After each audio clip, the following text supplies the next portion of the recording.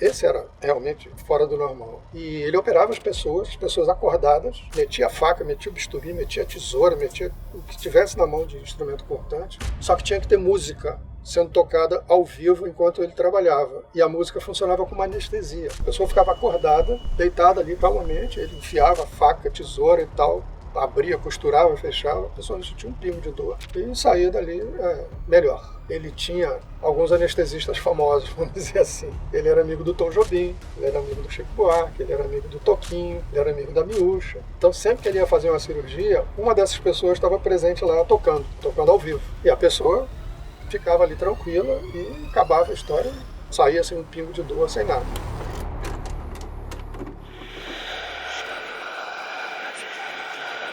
Olá pessoal, eu sou o professor Adriano Viário e mais uma vez com meu parceiro Fernando Drummond começamos outro episódio do Arquivo Estranho e hoje estamos aqui com o Valdemar Falcão, que nos dá a honra da sua visita. Valdemar, segundo Leonardo Boff, tu és músico, editor, tradutor, escritor, astrólogo, espiritualista e médium. Essa é a definição do Leonardo Boff. Muito generoso. Eu quero começar a conversa perguntando, e tu, como é que tu te defines?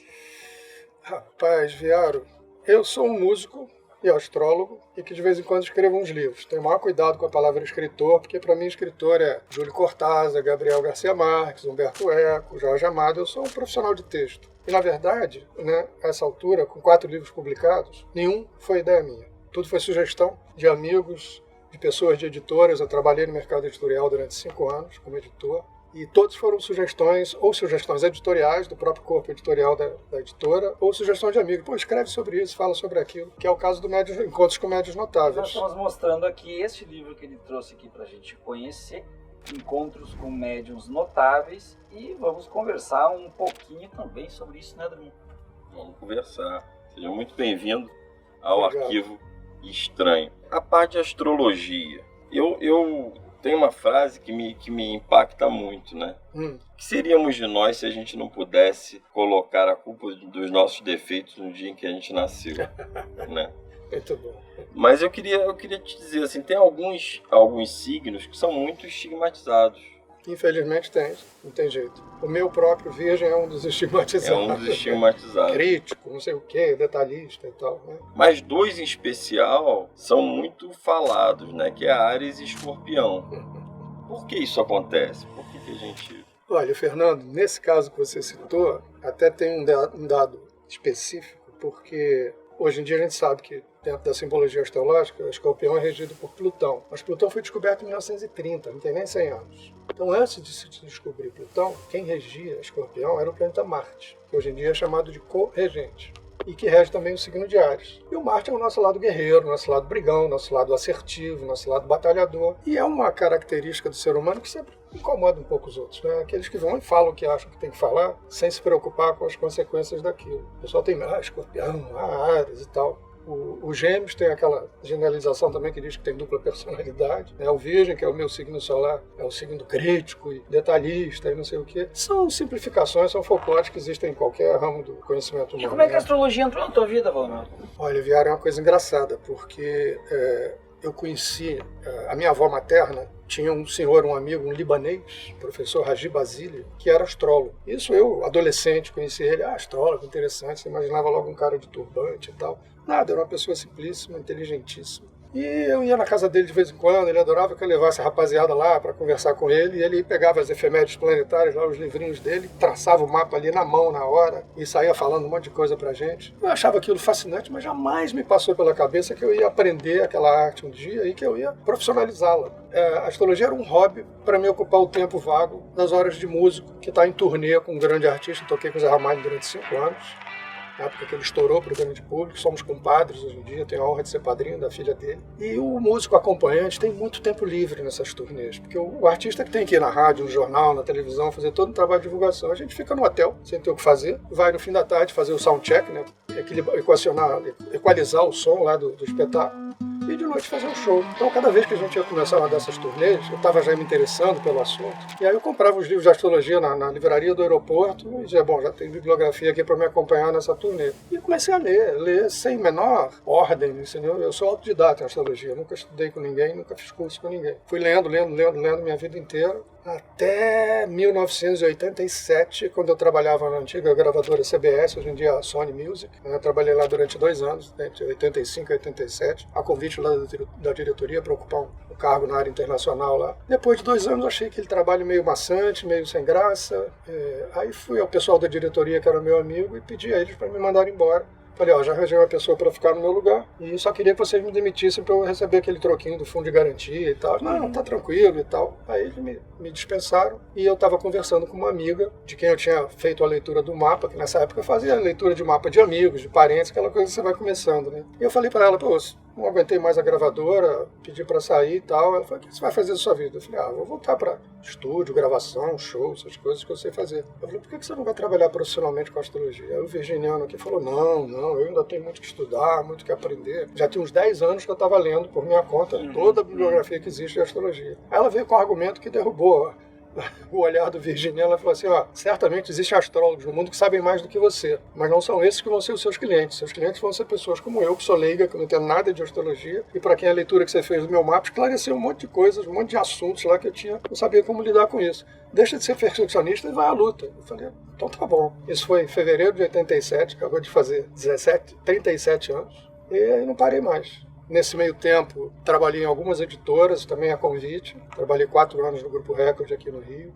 Fui responsável pela editora Nova Era. Foi por onde saiu esse meu livro depois. E não parei mais. Até hoje, congresso, artigo, consultório. E como é que é o diálogo? Como é que existe o diálogo entre a astrologia e a mediunidade? Olha, boa pergunta, porque é um dos meus campos de pesquisa, digamos assim. Porque ao longo da minha vida eu conheci vários médiuns notáveis, né? Então logo que eu conhecia, eu dizia, quando é que você nasceu, que horas, onde foi e tal, para ter os dados para elaborar o mapa daquela pessoa, né? Então eu descobri uma série de conexões, digamos assim, né? Por exemplo, para um médium, para um sensitivo, um paranormal, esse que tem aquilo que a gente chama de mediunidade ostensiva, que é uma evidência, né? Uma coisa assim muito evidente, muito... Que tu não tem? Não, eu sou um médiozinho, arroz com feijão, como eu chamo. Médio. Médio, né? Que fica ali fazendo o trabalho de apoio, né? É o backup, digamos assim. E aí eu comecei a perceber no mapa dessas pessoas sempre a presença do planeta Netuno, que é o regente do signo de Peixes, que o Netuno, digamos, na simbologia astrológica, é a nossa conexão com outras realidades, sejam realidades mais sutis do mundo espiritual, sejam realidades que a nossa cabeça cria e que só existem na nossa cabeça. Isso aqui é interessante, porque o Netuno rege, digamos, os iluminados e os enlouquecidos também.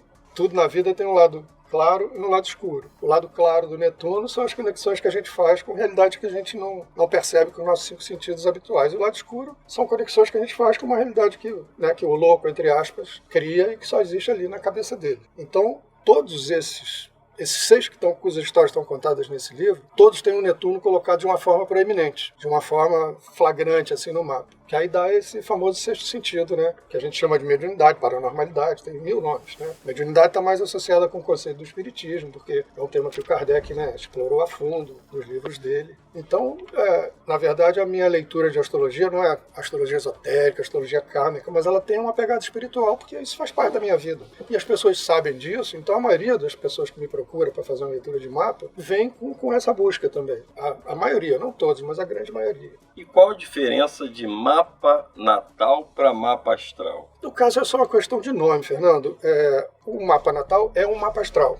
O mapa astral é um mapa de algum momento astrológico, você fixa ali, congela aquele momento no tempo e levanta e vê como é que estava a posição dos planetas naquele momento para entender, né, a circunstância de alguma coisa que está acontecendo, ou a leitura de alguém que você está explicando, né, o que está acontecendo. Então o mapa natal é o ponto de partida, né, onde você vê os potenciais que a pessoa traz, facilidade e dificuldade que ela tem na vida, né, e depois você tem os ciclos que você vai acompanhando ao longo da vida, chamadas previsões, que você, por exemplo, analisar onde é que os planetas estão no céu hoje em dia e de que forma que essa posição deles se reflete no seu mapa de nascimento. Aí você vai entender as fases que você vai passando na vida. No Eclesiastes da Bíblia, no segundo versículo, se não me engano, eu acho que é uma aula de astrologia, que dá um tempo para cada coisa sobre o céu, um propósito, tempo de nascer, tempo de morrer, tempo de atirar pedras, tempo de juntar pedras, tempo de sorrir, tempo de chorar. Passagem clássica de Eclesiastes. É lindo, que é lindo esse pedaço, lindo, lindo, lindo. É uma aula de astrologia aquilo ali, na verdade. Né? Mas aí tem uma questão assim, muita gente acha, eu por muito tempo achei também, que quem tem esses trabalhos assim, astrólogo, médium, ou as duas coisas juntos, que são pessoas que não têm uma vida normal. Né? Que não tem hobby, que não tem recreação, que não gosta de futebol, que não sai com os amigos. É verdade isso? Vive numa bolha? Não... Viaro, uma parte aí desses elementos que você citou fazem parte da minha vida. Por exemplo, eu sou fluminense, né? O time do coração, herança do meu pai. Mas se eu me perguntar qual é a escalação do time hoje em dia, eu não conheço jogador nenhum. Gosto de ver grandes jogos. Mas acompanhar campeonato, assim, dia a dia carioca, brasileiro, não sei. Mas tem uma vida normal? Tem, eu diria que tem uma vida de monge dentro. Não sou muito de sair, entendeu? Claro, eventualmente tem né, um convite para juntar com os amigos, a coisa toda, eu vou. E não é aquele chato que numa conversa informal traz astrologia para dentro? Não, ao contrário. Só se alguém me pergunta. Mas eu diria que hoje em dia, não sei se é só por causa da astrologia, mas sei lá, a idade também, né? Vou fazer 72 esse ano, então acho que eu estou disfarçando bem até agora. Tá, com certeza. Certamente. Mas não tem mais muita paciência para muita sociabilidade, não, sabe? Vamos para um barzinho, esse tipo de coisa. Para mim, hoje em dia, é barulho, sabe? Eu prefiro ficar em casa lendo, vendo alguma coisa interessante na televisão, ou tocando música. Mas, não diria que sou normal 100%, mas estou por ali. Existe mapa astral de lugares, por exemplo, o Brasil? Existe. O que você vê no Brasil? Olha, isso é muito interessante, porque é um departamento da astrologia que a gente chama de astrologia mundial, ou astrologia planetária, ou astrologia coletiva, quando você vai analisar o mapa de coletividades. Um país, por exemplo, já tem várias maneiras de atribuir um mapa astral a um país. Quando é uma ex-colônia, como nós aqui, você pega a data da independência do país, que é o dia que ele rompeu o cordão umbilical, nasceu de verdade. Então o Brasil é virginiano, nasceu em 7 de setembro de 1822, e pelo horário que se atribui lá ao grito do Ipiranga, o ascendente do Brasil é aquário. Então o Brasil é virgem com aquário, assim, é a coisa básica do mapa do Brasil. E claro, você, por exemplo, aí países que não são ex-colônia, você pega, digamos, a promulgação de uma carta constitucional, no caso da Inglaterra, por exemplo. Você vai, os Estados Unidos também, declaração de independência, né? A maioria das ex-colônias você pega pelo momento em que eles nasceram, cortaram o cordão umbilical com o país colônia. Em outros casos você tem essa questão de quando é que o país nasceu? Nasceu com a promulgação da Carta Magna, na Inglaterra, por exemplo. A Rússia, por exemplo, né? Você tinha um mapa da União Soviética, 17 de novembro de 1917, se não me engano, e você tem o mapa da República Russa, que foi depois quando acabou a União Soviética e eles fizeram a nova Constituição e tal. E aí cada mapa você tem ali a leitura. E é muito interessante, porque os arquétipos encaixam direitinho sempre. Né? E mapa de locais, mapa de um prédio, mapa de um estádio, mapa... É possível prever, por exemplo, uma destruição, um conflito, uma guerra? Era possível ter o mapa do World Trade Center, por exemplo, e prever alguma coisa desse tipo? Interessante, Viaro. Claro que você pode levantar um mapa de qualquer coisa que ganhe vida, entre aspas, na Terra, até a inauguração de um prédio. Por exemplo, às vezes você faz mapa de pessoas jurídicas, né? Eu tenho uma empresa e tal. Você foca onde é que você... Qual é o mapa de nascimento? No momento que você registra aquela empresa na junta comercial. Ali ela passa a existir. E claro, eu acho que nunca houve a preocupação de levantar um mapa de um estádio, de um prédio, mas teria fundamento. Quando é que foi inaugurado esse estádio? Dia tal. Que horas? Tal. Então o mapa é esse aqui. O que existe também nesse sentido, que é interessante, é você acompanhar essa parte da astrologia mundial, porque tem uma parte da astrologia mundial que você não precisa aplicar em nenhum país, e você acompanhar o movimento dos chamados planetas lentos, que vão de Júpiter até Plutão, os 5 mais lentos, e ver onde é que eles estão no céu, se eles estão formando ângulos tensos ou fluentes entre si, para entender determinados ciclos coletivos que a humanidade passa como um todo. Eu me lembro, por exemplo, de 2013, 2014, foi aquela época de um monte de manifestações. Né? Eu me lembro que eu tinha ido ao Estúdio I da Globo News, no 1º de janeiro de 2013 ou 2014, eu não me lembro qual dos 2 anos que foi. Mas aí eu expliquei lá para eles uma configuração que estava acontecendo no céu, né? E falei, olha, esse ano começou com Ocupa em Wall Street e provavelmente vai ser Ocupa em tudo. E aí teve Ocupa Cabral, Ocupa Candelária, Ocupa não sei o que, teve Primavera Árabe lá nos países árabes. Por quê? Por causa de uma configuração no céu que botava 2 planetas muito transformadores e revolucionários em ângulo de tensão. Urano e Plutão estavam a 90 graus um do outro. Então, esse momento que a gente tiver de reclamar, a gente vai reclamar, vai para passeata, vai para manifestação de rua. E assim você entende determinados ciclos que vão acontecendo na coletividade como um todo. Você pode aplicar isso em cima do mapa de um país, especificamente, ou você pode simplesmente pegar essa posição geral dos planetas no céu e dizer, digamos, prever, entre aspas, para o planeta Terra um momento de turbulências, por exemplo, que foram os anos de 2013 e 2014. Eu perguntei para ti assim, qual é a relação da mediunidade com a astrologia? Por quê? Tu nos disseste que tu é um médium, né? Tu não tem evidência, clarividência e tudo mais. Como que a tua mediunidade se manifesta em ti, se tu não tem essas questões que são mais óbvias para quem não conhece, né? Ah, ele é médium porque ele incorpora, ele é médium porque ele enxerga, ele é médium... Como tu não tem isso? Como que ela se manifesta em ti? Ela basicamente se manifesta, né? Eu já estou aposentado hoje em dia como médium, né? Mas ela se manifestava na hora de eu botar a roupa branca e fazer parte do corpo mediúnico lá do terreiro onde eu trabalhei durante 15 anos. Né? Então, fazer aquilo que eu chamo da mediunidade de apoio, fazer parte daquele grupo de médios que está ali, que não tem nenhuma manifestação mais ostensiva, tipo evidência, né? Materialização, esse tipo de coisa, mas que está ali formando o backup, como eu digo, do trabalho, entendeu? Sustentando o trabalho enquanto ele está acontecendo. Então, é um trabalho muito discreto, né? Não é ostensivo, como são os médios de berço, como a gente chama. Mas o que diferencia o médium como tu do não médium? É porque o não médium não tem esse tipo de percepção, né? É claro que, digamos, no trabalho de astrologia, tem uma hora que você transcende o símbolo e entra com a sua intuição também. Às vezes as pessoas vêm me falar de coisas que eu antecipei para elas que eu, na verdade, nem lembro. Não é porque eu tivesse um transe mediúnico. Mas quando eu estou com um mapa astral ali no monitor do computador na minha frente, aquilo tem todo um significado para mim. No campo das percepções. Exatamente. Porque, por exemplo, eu encontro com um cliente na rua, ele falou, puxa, aquilo que você falou, não sei o quê, eu nem me lembro o que é o que eu falei, mas se eu abrir o mapa do cara ali na minha frente naquela hora, aquilo tudo volta na minha memória. Ou seja, esse trabalho do mapa não é só um trabalho técnico, matemático, de análise, mas é um trabalho de revelação para ti também. A maioria da comunidade astrológica hoje em dia usa o termo interpretação, que eu acho muito bacana, porque não é análise, é uma interpretação. Tem muita gente que chama o mapa natal de tema natal, como se fosse um tema musical. Então você interpreta, né? Você pega uma mesma música, dá para 2 artistas diferentes, cada um vai tocar aquilo da maneira dele. É claro que também é a mesma coisa, você vai a 2 médicos diferentes, cada um vão te dar o mesmo diagnóstico, às vezes com palavras diferentes um do outro, mas indo no mesmo foco, na mesma essência. Então com a astrologia eu acho que acontece isso também, entendeu? Você entra a intuição ali como um terceiro componente, além da técnica, além do conhecimento que você tem ali, né? Da geometria, do simbolismo de cada planeta, entra um terceiro elemento que é a sua intuição. É um elemento fundamental, mas não é evidência, não vejo nada, não, entendeu? Eu deduzo ali, interpreto aquilo que eu estou vendo como sinais. Vamos conversar com a nossa comunidade? Vamos, gente. Olha só, a gente precisa muito de vocês. Então engaje essa live. Curta, comente, mande valeu demais, vire membro. A gente precisa de vocês para sempre trazer muitas entrevistas tão boas quanto essa do Valdemar, quanto também externas, enfim, séries e outras coisas mais.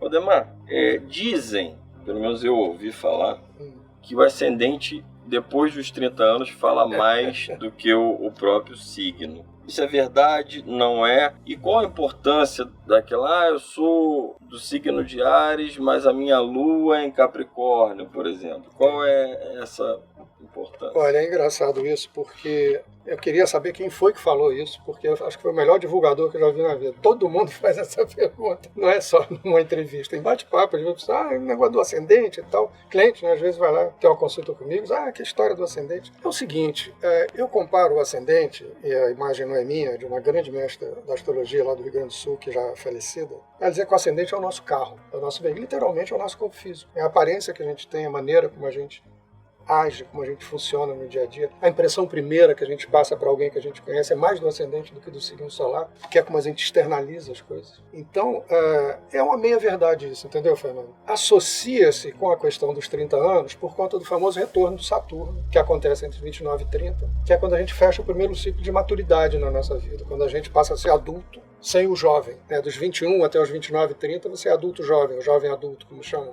a psicologia. Né? A partir daí, tira o jovem e vira adulto. Então associaram, digamos, a maturidade que a gente alcança por volta de 29, 30 com a gente saber usar melhor esse carro que a gente tem. Essa mestra, Dona Emma Costedo Macheville, que viveu e morreu no Rio Grande do Sul, ela usava essa imagem, ela dizia, o ascendente é o nosso carro. Agora, por enquanto, essa explicação ainda vale. Mas o carro não anda sozinho, então tem que ter um motorista nesse carro. O motorista é o seu signo solar. Eu quero fazer uma entrevista com vocês, então o meu corpo se dirige para cá por um comando da minha identidade, que é o meu signo solar. Né? E dentro dessa analogia que ela fazia, o terceiro ponto, né, os pontos fundamentais de um mapa, Sol, Ascendente e Lua. A Lua seria a mala do carro, onde você vai acumulando a bagagem que você vai acumulando ao longo da sua estrada. Então faz esse trio. O automóvel é o ascendente, o motorista do automóvel é o signo solar. E a Lua é a mala do carro, onde você vai... A Lua é como se fosse a nossa memória emocional. E a pessoa é o passageiro? A pessoa é o motorista. É o motorista, que dirige o carro, direciona para onde ele quer ir. Né? Eu acho essa analogia genial, porque simplifica esse entendimento. Né? A astrologia, ela pode, de alguma forma, ajudar em um processo terapêutico? Sim. Nossa. A astrologia é meia irmã da psicologia. O próprio Jung dizia que quem quisesse ser um bom psicólogo tinha que conhecer a astrologia, porque a astrologia é a psicologia da antiguidade. A psicologia como disciplina, acho que está fazendo 100 anos por agora, como reconhecimento, com uma cadeira acadêmica, como uma carreira profissional e tudo mais. Até o começo do século XX, a psicologia era um negócio de maluco, aquela coisa toda. Mas o Jung dizia, quem quiser ser um bom astrólogo, um bom psicólogo, tem que ser um bom astrólogo também, para entender a simbologia que trazia. Porque antigamente, como é que você ia explicar a natureza de cada um? Era a partir da leitura do mapa astral. Então existe astrologia psicológica, existe gente que tem uma escola explicitamente declarada como sendo astrologia psicológica. É uma das grandes astrólogas do mundo, uma das autoras que eu mais li, é uma psicanalista junguiana, e ao mesmo tempo astróloga e escritora, que é a Liz Green. Então tem um paralelo muito, muito grande entre psicologia e astrologia. Como é que tu lida com a resistência da ciência em relação à astrologia? Eu acho graça. Acho graça, porque aí é a tal história, né? A ciência tem um departamento que a gente chama de ciência hard, né? A ciência dura, que ela não quer saber dessas elucubrações simbólicas, nem nada disso. Mas eu conheço um monte de cientistas que têm interesse por isso, têm a cabeça aberta para isso. E aí eu acho que eles se beneficiam mais, porque eu me lembro que teve um ano, a gente tem um sindicato aqui no Rio de astrólogos, que eu fui uma das pessoas que ajudou a organizar esse sindicato nos anos 80. E teve uma vez que a gente faz um simpósio anual, onde os astrólogos do Brasil inteiro vêm aqui para apresentar seus trabalhos, trocar ideias e tudo mais. E teve um ano em que a gente convidou 3 astrônomos para irem conversar conosco. Existe essa velha polêmica, é uma rivalidade de mão única, porque os astrólogos adoram astronomia, mas a maioria dos astrônomos, com raras e honrosas exceções, acha que é uma bobagem, que é uma superstição, que não tem sentido. Eles se apegam ao lado hard da coisa. Né? Então, como é que eu vou dizer que o planeta que está não sei quantos milhões de quilômetros vai ter algum reflexo aqui na gente? Nesse aspecto é parecido com a ufologia, porque os ufólogos adoram a astronomia e os astrônomos não suportam a ufologia. E os astrólogos adoram a astronomia também, e os astrônomos ficam ali meio assim. Então seria uma pseudociência. Aí é que tá. Se você pegar o sentido literal da palavra ciência, do experimento científico, né, de você fazer a mesma experiência em vários pontos do planeta e os pares trocarem informações entre si, nesse sentido não é uma ciência. Agora, no sentido amplo da palavra, é um conjunto de saberes, é um conhecimento organizado. Então, nesse sentido, é uma ciência como são as ciências humanas, ciências sociais, não apenas a ciência, desculpe a redundância, científica. Então, nesse sentido, você tem uma abertura enorme. Foi engraçado, porque nessa época desse simpósio, eu ainda estava trabalhando na editora e tinha publicado um livro de um astrônomo inglês chamado Percy Seymour, que o título era Astrologia, a Evidência Científica. Ele desenvolveu toda uma teoria a respeito da força da gravidade, do próprio corpo energético de cada planeta, né, da atmosfera, de tudo isso, para dizer que tinha uma correlação de forças ali. É engraçado porque a maioria dos astrônomos não sabe qual é o conhecimento que os astrólogos têm. Fica imaginando o astrólogo com aquele cara com um chapéu de bruxo, fazendo estrepoliza. Na verdade, a gente tem uma base de informação muito sólida. Porque os planetas, a questão da astrologia tropical e a sideral. A astrologia no Ocidente é a astrologia tropical, que leva em consideração o dia 20 de março como o dia que o Sol entra no 0 grau de Áries. Só que se você for olhar para isso a partir do ponto de vista das constelações, tem uma diferença entre constelação e signo aí, existe uma coisa chamada precessão dos equinócios. O movimento da Terra, né, ela tem uma inclinação de 23 graus em relação à órbita que ela percorre em torno do Sol. Por isso que a gente tem as estações. Então, isso aqui vai provocando um pequeno movimento precessional, ou seja, a cada 72 anos, se você for olhar onde é que está o Sol no dia 20 de março, ele está um grau para trás na constelação do que ele estava 72 anos antes. Então, hoje em dia, você tem a astrologia tropical, que é a que é praticada no Ocidente, onde você não leva isso em consideração. Você pega o dia 20 de março, ali é o 0 grau de Áries, pronto, acabou. Para a astrologia sideral, que é a praticada na Índia, por exemplo, no Oriente de uma forma geral, você tem uma diferença, arredondando, uma diferença de 23 graus em relação à posição da astrologia tropical, 23 graus para menos. Então eu, por exemplo, na astrologia sideral não seria virginiano, seria leonino. Você ia levar em consideração a posição do Sol em termos de constelação. Então, existem essas pequenas polêmicas, os próprios astrônomos nesse dia, mas a gente sabe disso, que existem duas posições para você olhar. Convenção por convenção, tudo é convenção, até as constelações, porque aquela coisa de ligar os pontinhos, onde a gente vê uma ursa maior, o índio vê uma ema, um jacaré, um avestruz, quer dizer, tudo isso é subjetivo, até a parte, digamos, científica da coisa, Porque as constelações são uma coisa que a gente está vendo aqui do ponto de vista de onde a gente está na galáxia, no nosso sistema solar. Se você olhar de um outro ponto de vista, você não vai ver aquele desenhozinho que você vê aqui. A única constelação que você pode olhar para o céu e dizer aquilo ali é um escorpião, é a constelação do escorpião, porque ele tem a forma certinha do artrópode ali, a cauda, o gancho, as 3 estrelas que fazem a cabeça do escorpião. É uma constelação que não dá margem à dúvida no céu. Você vê direitinho o desenho do escorpião. As outras todas é aquela coisa de ligar os pontinhos do jeito que você acha melhor. Então até isso é relativo. Tudo bem. E vocês que estão assistindo podem mandar perguntas para o nosso convidado. E se já está inscrito, se já ativou o sininho, pode também tornar-se membro do nosso canal. Isso é extremamente importante para ajudar no desenvolvimento desse nosso trabalho. Valdemar, fala pra gente um pouquinho da construção desse livro, porque tu traz aqui para nós alguns capítulos assim de médiuns notáveis. Todos os que tu teve contato, tu selecionaste alguns, se tu selecionaste, o que te levou a escolher estes casos? Conta pra gente, como é que tu chegou a esse livro? Como que tu desenvolveste? Bom, tem uma história engraçada aí pelo seguinte.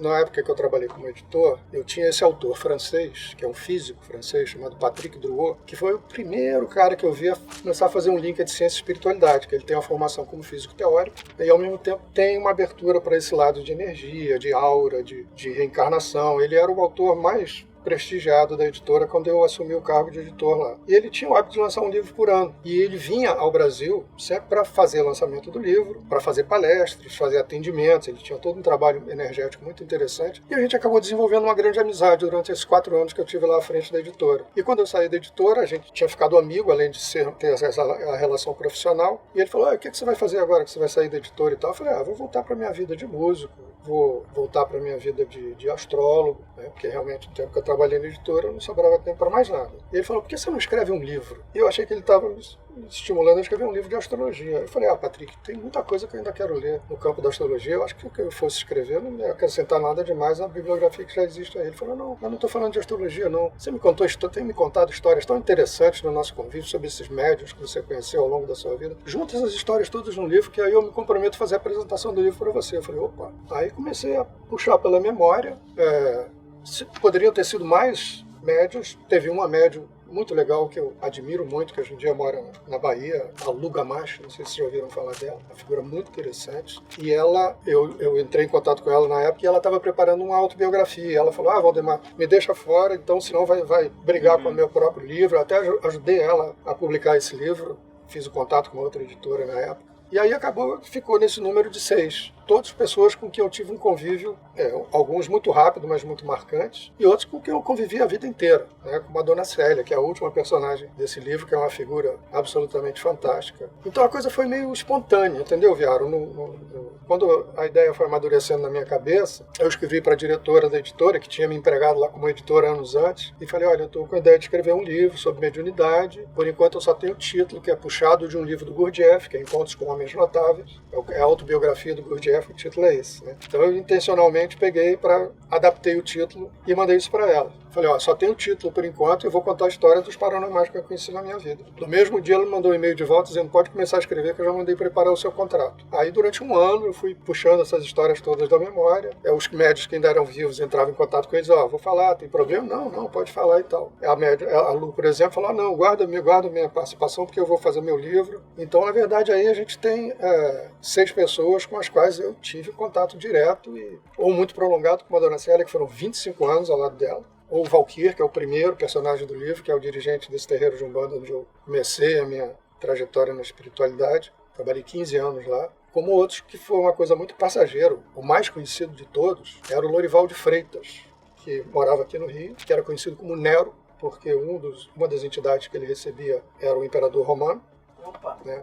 E o Lorival foi uma figura pública nos anos 60, 70, porque ele tinha uma história toda especial. Ele foi convidado por uma fundação que havia na Inglaterra, cujo nome era o nome de uma enfermeira dessas famosas, Florence Nightingale, não sei qual delas que é, mas que era uma fundação que fazia um estudo para descobrir o paralelo entre medicina e mediunidade. Então eles convidaram médios do mundo inteiro para irem lá para a Inglaterra, submeteram eles a uma série de testes de habilidades paranormais e depois disso estabeleceram, digamos, uma carga horária para cada um. No final, desse pente fino, sobraram 4. O Lorival como brasileiro, um russo chamado Vladimir, um belga chamado Maurice e um filipino chamado Tony. Esses 4 assinaram um contrato com essa fundação, moravam na Inglaterra, tinham todo um compromisso de trabalho regular de acordo com a capacidade mediúnica de cada um. E o Lorival foi um desses. Eu me lembro naquelas revistas semanais que tinha Cruzeiro, Manchete antigamente, de ver fotos dele andando no ônibus de 2 andares montes, com sobretudo, no frio e tal. E ele, além de tudo, esse era realmente fora do normal. Ele era um cirurgião de operar as pessoas fisicamente, não era cirurgia energética, não era cirurgia física, e ele operava as pessoas acordadas, metia a faca, metia o bisturi, metia a tesoura, metia o que tivesse na mão de instrumento cortante, só que tinha que ter música sendo tocada ao vivo enquanto ele trabalhava. E a música funcionava como anestesia. A pessoa ficava acordada, deitada ali calmamente, ele enfiava a faca, tesoura e tal, abria, costurava, fechava, a pessoa não sentia um pingo de dor e saía dali melhor. Ele tinha alguns anestesistas famosos, vamos dizer assim. Ele era amigo do Tom Jobim, ele era amigo do Chico Buarque, ele era amigo do Toquinho, ele era amigo da Miúcha. Então sempre que ele ia fazer uma cirurgia, uma dessas pessoas estava presente lá tocando ao vivo. E a pessoa ficava ali tranquila e acabava a história, saía sem um pingo de dor, sem nada. Então, cada um tinha um dom diferente, né? O Lorival foi um dos mais impressionantes para mim. O convívio com ele foi pequeno, mas muito intenso, que a gente ficou muito amigo. Eu toquei numa cirurgia que ele fez na namorada minha, eu, a Miúcha e o Nando Carneiro, um violonista, meu amigo da vida inteira, tocou com o Gilberto Gismonti muitos anos, e ele era um dos assistentes mais próximos do Lorival. E em 10 minutos, uma cirurgia que ele fez nessa minha namorada, ele tirou uma metástase de câncer da coluna lombar dela. Eu tocando flauta, a Miúcha cantando e o Nando tocando violão. Uma música que o próprio Lorival ensinou pra gente na hora. Parecia um mantrazinho africano, falava foxé, afoxé loni, afoxé loni. Era só isso. Nós ficamos tocando, ele meteu a faca nela, tirou a metástase, ela não sentiu um pingo de dor, não saiu uma gota de sangue. Tu presenciaste isso? Eu assisti. Ele pegou... E ela ainda é viva? Não, ela faleceu depois porque ela... Mas não disso. Foi porque ela, na verdade, o que é que aconteceu? O Lorival dizia, olha, eu não sei curar o câncer, eu sei mantê-lo sob controle o resto da vida, a pessoa vai morrer de outra coisa qualquer, mas tem que tomar os meus remédios e tem que seguir meu tratamento. E teve um momento lá do tratamento dela que a família, com toda a educação, com toda a diplomacia, embora fossem espiritualistas também, eles queriam levá-la para um tratamento convencional. E aí, quando levaram, o Lorival falou, ela vai viver mais 3 meses no máximo, se for pela medicina convencional. E foi o que aconteceu. Mas... ali naquele momento que ele fez a cirurgia, acabou o problema dela. E ele disse, olha, eu tenho outras cirurgias para fazer nela. Era questão de... ela estava cheia de metástases na coluna vertebral. E para você ter uma ideia, da profundidade do trabalho dele, quando ele acabou essa primeira cirurgia nela, ele virou para mim e falou assim, olha, Valdemar, a gente tem mais 2 cirurgias para fazer. Eu tenho que fazer uma aqui na coluna cervical dela, que tem uma outra metástase aqui. Só que para essa região aqui, eu vou precisar de um piano na anestesia. Flauta, violão e voz não vão ser suficientes. Então vamos esperar o Tom Jobim chegar dos Estados Unidos, ele está gravando um disco lá, daqui a um mês ele está de volta, a gente vai um dia na casa dele e eu faço a segunda cirurgia nela lá. Essa segunda cirurgia acabou nunca acontecendo, que a família veio com todo o tato para mim e disse, olha, a gente queria e tal. Eu falei, não, eu morava com ela há 6 meses, a gente não era nem casado oficialmente, nem nada. E eles vieram para mim e disseram, a gente acha que você já fez mais do que seria sua obrigação como companheiro dela, mas a gente está querendo levá-la para a medicina convencional. Eu falei, tá bom. E aí o Lorival... no dia seguinte eu falei, a família resolveu levá-la para o tratamento convencional. Ele falou, eu vou te dizer tudo que eles vão fazer na medicina e não vai adiantar nada, porque no máximo ela vai ter mais 3 meses de vida. E foi exatamente o que aconteceu. Aí eu tive o privilégio de conhecer a dona Célia, que é a última médium desse livro, através da qual eu recebi várias psicografias dessa minha companheira, dizendo que estava bem, que estava ótimo, que agradecia tanto que a gente esteve junto e tal. Então também uma coisa que veio acontecendo na minha vida por conta dessa convivência com essas figuras é quebrar esse véu que separa a nossa dimensão da dimensão onde estão os mortos, digamos assim, a 4ª dimensão, digamos assim. Então para mim não existe essa barreira.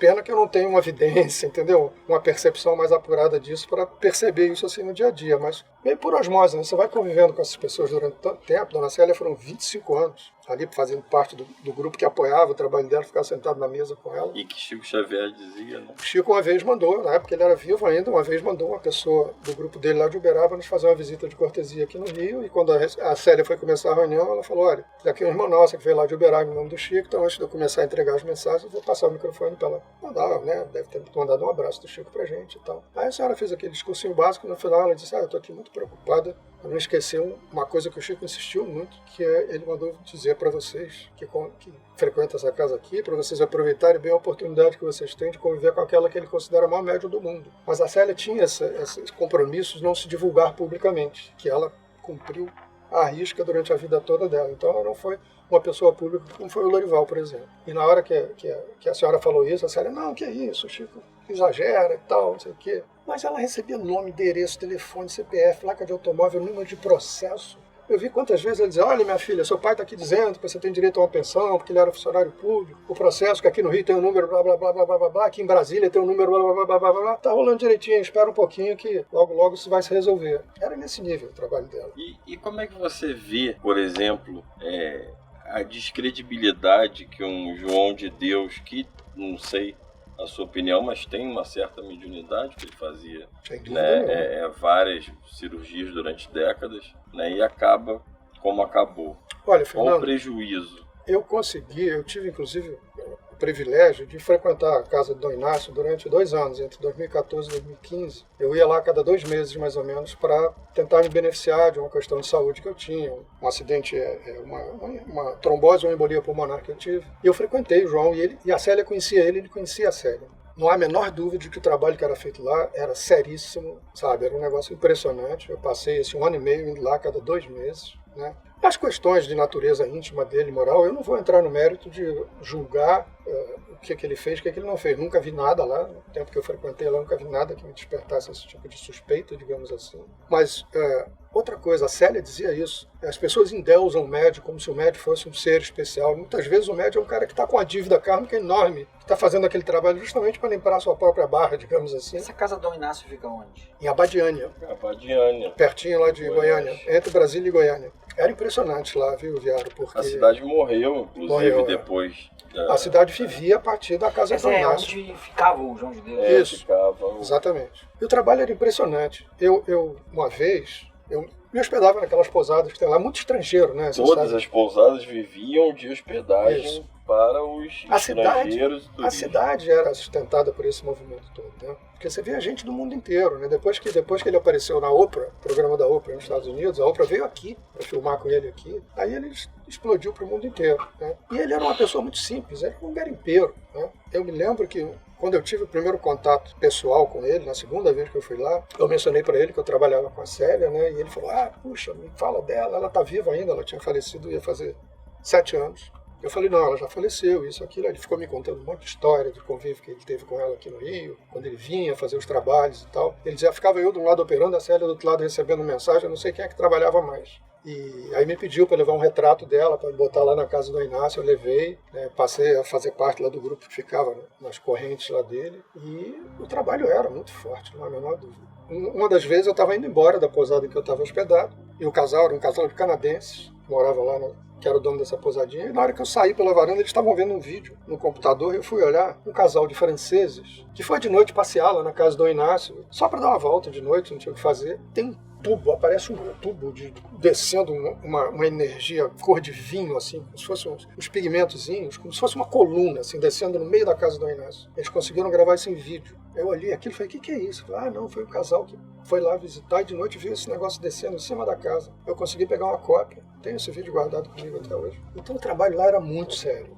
As questões pessoais... Que desanda? Olha, tem um amigo meu que conhece profundamente essa parte teosófica e tudo mais, ele diz, todo paranormal, chega um momento, ele associou com a simbologia astrológica, passa por um teste ligado com a casa 2 e a casa 8, dinheiro e sexualidade. Casa 2, touro, economia, dinheiro, sustento. Casa 8, escorpião, finanças coletivas. Então, ele diz que é uma espécie de uma aprovação que eles passam nessa hora para ver o que tem que acontecer com isso. Então, você A gente sabe de histórias de vários paranormais que chegaram nesse ponto, uns que enriqueceram com isso. Dona Célia não admitia falar em dinheiro com ela. Mas não tem nada uma coisa a ver com a outra. Eu não paguei nada para ter mediunidade, então não tenho que cobrar nada para exercer minha mediunidade. Então existe essa coisa. Agora, o que eu vi lá no João foi um trabalho seríssimo de cura, de coisas assim impressionantes. E aí, só para passar para o Viário, certamente ele vai pagar muito mais, né? Porque quem tem esse, não diria dom, mas o karma de ajudar os outros, se peca dessa forma como pecou o João de Deus, ele certamente a lapada é maior, não é? Sim, sabe o que acontece, Fernando? Eu tenho muito cuidado hoje em dia para fazer qualquer tipo de avaliação nesse sentido, porque a gente não sabe nada da vida das pessoas, né? No sentido de qual é a implicação que tem isso tudo para ele. Ele já está com uma certa idade, está aposentado desse trabalho e não sei o que mais que pode acontecer. A maior prejudicada foi a própria cidade de Abadiânia, que vivia em torno do trabalho dele e que isso praticamente desapareceu. Né? O centro ainda existe lá? Existe, a Casa do Inácio, logo no início, logo que ele foi afastado. A Casa do Inácio tem alguma ligação com a Casa do Inácio aqui de Petrópolis? Tem. Tem? Tinha, não sei se tem mais, mas tinha uma ligação. Era uma espécie de filial dele. Ele vinha fazer trabalhos aqui. Ele vinha aqui também. Vinha. No sul também, né? No sul também, Não, ele no início do trabalho do João, antes dele se fixar em Abadiânia, que foi o Chico Xavier que recebeu a orientação para ele se fixar em Abadiânia, ele vivia viajando pelo Brasil, operando as pessoas onde ele estava. Ele não tinha um centro, não tinha um lugar fixo. Até que um dia o Chico virou para ele e falou assim, olha, os mentores estão dizendo que você devia se fixar em Abadiânia, abrir a casa lá com o seu mentor, que é Santo Inácio de Loyola, que ele chamava de Dom Inácio, né? E foi isso que ele fez. Mas até então ele vivia viajando pelo Brasil, tratando das pessoas onde aparecia. Como o Lorival. O Lorival tinha pacientes pelo Brasil inteiro também. Eram realmente figuras excepcionais, né? E nós queremos saber a opinião de você sobre tudo isso também, gente, tá? Nós estamos nos caminhando aí para a última parte dessa brilhante entrevista.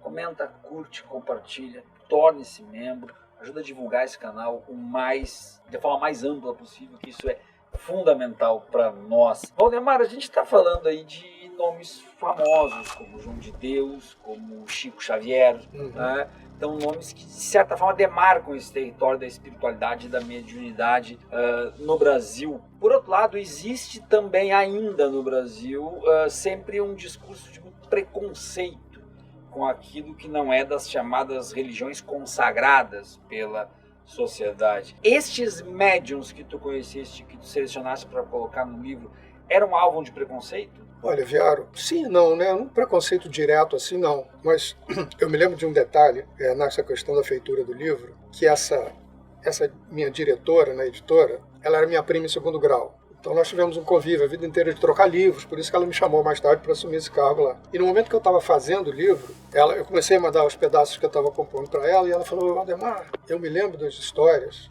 que sua mãe me contava, de figuras conhecidas da elite intelectual e social do Rio de Janeiro, que iam nos terreiros meio escondidos nessa época.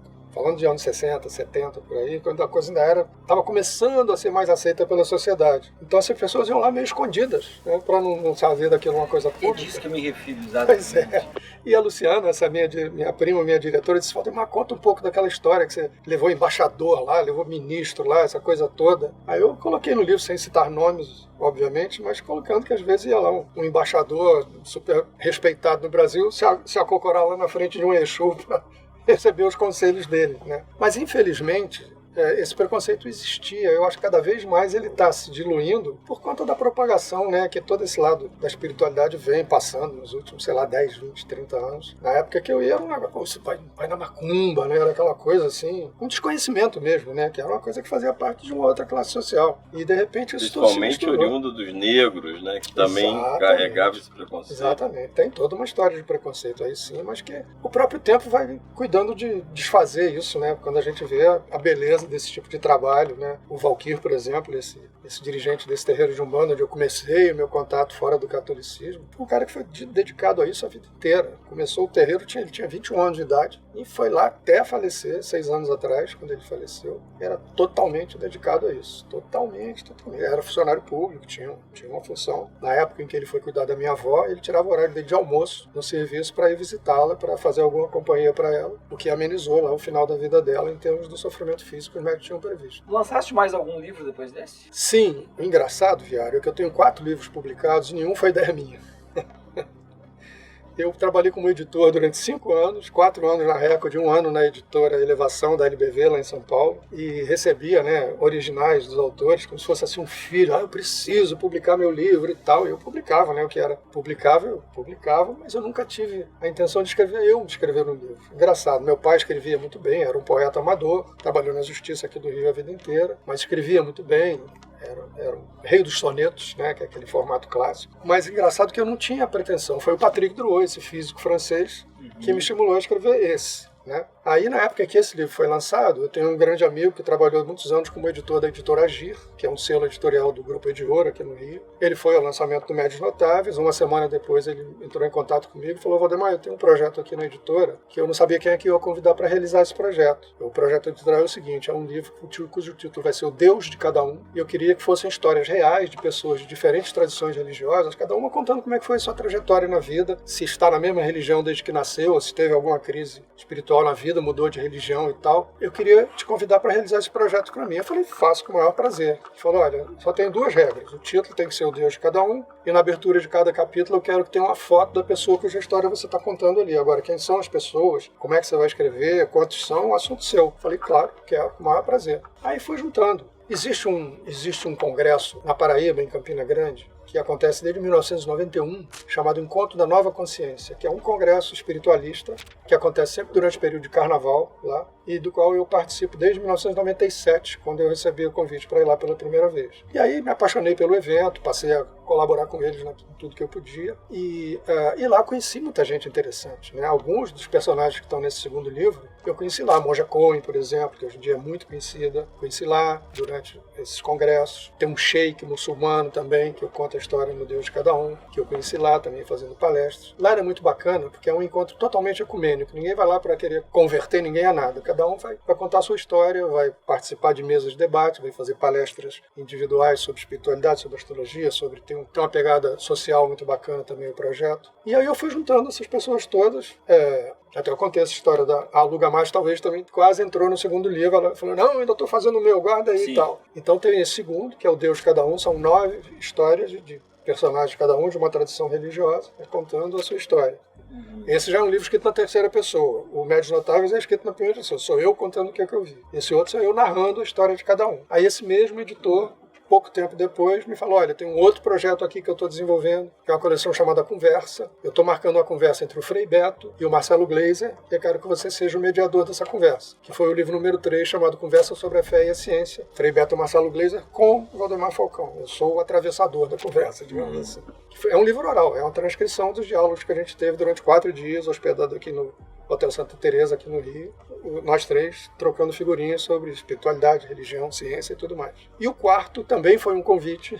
Esse vai fazer 5 anos de lançado agora. Aí eu acabei finalmente escrevendo um livro sobre astrologia, que eu encontrei com um pessoal que tinha trabalhado comigo na Record, não na mesma editoria que eu, mas lá dentro da editora. Criaram uma pequena editora, chamada Editora Valentina, que fica aqui no Rio. E eles criaram uma coleção chamada História de Alguma Coisa para Quem Tem Pressa, que é a ideia de resumir um conhecimento específico de um ramo para o público leigo. Então tem a história do século XX, tem a história da ciência, tem a história da mitologia, tem a história do futebol. E um dia encontrei com eles numa reunião social e disseram: você não quer fazer história da astrologia para quem tem pressa? Eu falei: claro, com o maior prazer. Esse vai fazer 5 anos agora de lançado, só em 2019. Eu fiz um apanhado exatamente explicando a astrologia para um leigo, entendeu?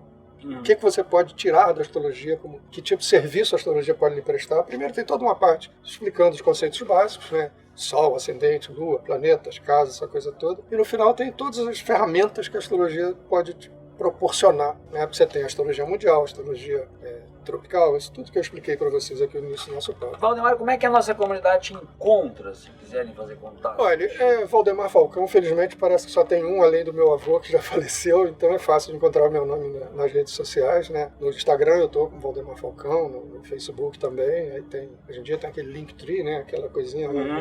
Tá tudo aí nas redes, é muito fácil. E vai estar também no descritivo desse belo episódio, dessa bela conversa. Aproveita aí, curte, te inscreve, compartilha, torna-se membro, não é, meu caro? É isso, e quem sabe vem uma parceria boa aí pro canal e pro Valdemar. Opa! Aguardem as novidades. Valeu, gente. Vamos conversar. Tchau, tchau, gente. Obrigado. Muito bem-vindo. Eu que agradeço. E que esse seja o primeiro papo de muitos. Que assim seja. Valeu, gente. Gente do YouTube, comunidade Arquivo Estranho, é o seguinte, eu venho aqui dizer que a gente tem 5 categorias para você se tornar membro. Cada uma delas tem brindes exclusivos. Se torne membro, vem para cá.